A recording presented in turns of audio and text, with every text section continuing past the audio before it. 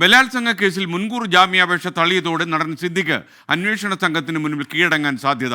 തിരുവനന്തപുരത്തോ കൊച്ചിയിലോ എത്തി കീഴടങ്ങാനാണ് ഇപ്പോഴുള്ള ആലോചന. സുപ്രീം കോടതിയെ സമീപിച്ചാൽ തിരിച്ചടിയായേക്കുമെന്ന നിയമോപദേശത്തിന്റെ അടിസ്ഥാനത്തിലാണ് കീഴടങ്ങാൻ തീരുമാനമെടുക്കുന്നതെന്ന് അറിയുന്നു. അശ്വിൻ പാലാഴി കൊച്ചിയിൽ നിന്ന് വിവരങ്ങളുമായി ചേർന്നു. അശ്വിൻ, വിശദാംശങ്ങൾ.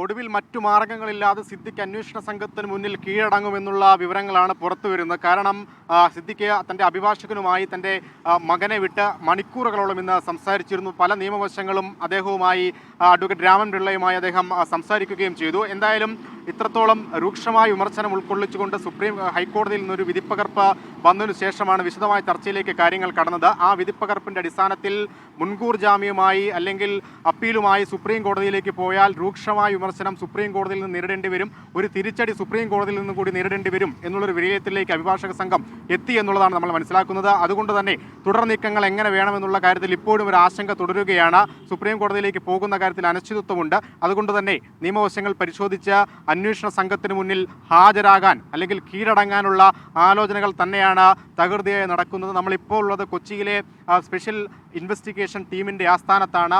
ഇവിടെയാണ് പ്രധാനമായ നീക്കങ്ങളൊക്കെയും നടക്കുന്നത്. ഇതല്ലെങ്കിൽ കേസ് രജിസ്റ്റർ ചെയ്ത തിരുവനന്തപുരത്തെ മ്യൂസിയം പോലീസ് സ്റ്റേഷനിൽ സിദ്ദിഖ് കീഴടങ്ങാനുള്ള സാധ്യതകളും തള്ളിക്കളയാനാവില്ല.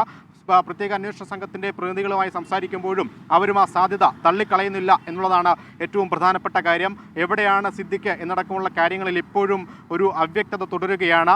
ഈ കേസിൻ്റെ ജാമ്യഹർജി തള്ളിയതിന് പിന്നാലെ സിദ്ദിഖിന് വേണ്ടിയുള്ള അന്വേഷണം SIT അത്ര വിപുലമായി നടത്തിയില്ല എന്നുള്ള ആശങ്കകൾ എന്നുള്ള വിമർശനങ്ങളെല്ലാം രൂക്ഷമായി വരുന്ന ഒരു സാഹചര്യം കൂടി ഇന്നത്തെ വാർത്താ പകൽ നമ്മൾ കണ്ടതാണ്. അത് ഇങ്ങനെ ഒരു സാധ്യത ഒരുപക്ഷെ SITക്ക് മുന്നിൽ ഉള്ളതുകൊണ്ടാണ്. അതായത് കീഴടങ്ങാനുള്ള സാധ്യതകൾ ഉണ്ട് എന്നുള്ള ഒരു സൂചന ഒരുപക്ഷെ SITക്ക് നേരത്തെ തന്നെ ലഭിച്ചിട്ടുണ്ടാകാം. എന്തായാലും നിയമോപദേശത്തിൻ്റെ അടിസ്ഥാനത്തിലായിരിക്കും അന്തിമ തീരുമാനം എന്നുള്ളതാണ് ഏറ്റവും പ്രധാനപ്പെട്ട കാര്യം. ഒരുപക്ഷെ ഇന്നു രാത്രിയോ അല്ലെങ്കിൽ നാളെയോ ഈ ഒരു കീഴടങ്ങൽ തീരുമാനത്തിലേക്ക് അന്തിമമായി എത്തിച്ചേരുമെന്നാണ് നമുക്കറിയാൻ സാധിക്കുന്നത്. അഡ്വക്കേറ്റ് രാമൻ പിള്ളയെ പോലെ മുതിർന്നൊരു അഭിഭാഷകന് മുന്നിൽ ഇങ്ങനെയൊരു പ്രതിസന്ധി സാഹചര്യം, അതായത് മുന്നോട്ട് എങ്ങനെ പോകണം എന്നുള്ള കാര്യത്തിൽ ഒരു തീരുമാനമെടുക്കാൻ ഇത്രയും മണിക്കൂറുകൾ വരുന്ന ഒരു അവസ്ഥ എന്ന് പറയുന്നത് അത് ഏറ്റവും പ്രധാനമായി അതിന് കാരണമാകുന്നത് ഹൈക്കോടതിയിൽ നിന്ന് ഇന്ന് വന്നിട്ടുള്ള രൂക്ഷമായ കണ്ടെത്തലുകളടങ്ങിയ നിരീക്ഷണങ്ങളടങ്ങിയ ജാമ്യഹർജി തള്ളിക്കൊണ്ടുള്ള വിധിപ്പകർപ്പ് തന്നെയാണ്. അത് സുപ്രീം കോടതിയിലേക്ക് ചെന്നാൽ സുപ്രീം കോടതി അതിനെ എങ്ങനെ ട്രീറ്റ് ചെയ്യുമെന്നുള്ളത് തന്നെയാണ് ഏറ്റവും പ്രധാനപ്പെട്ട ആശങ്ക.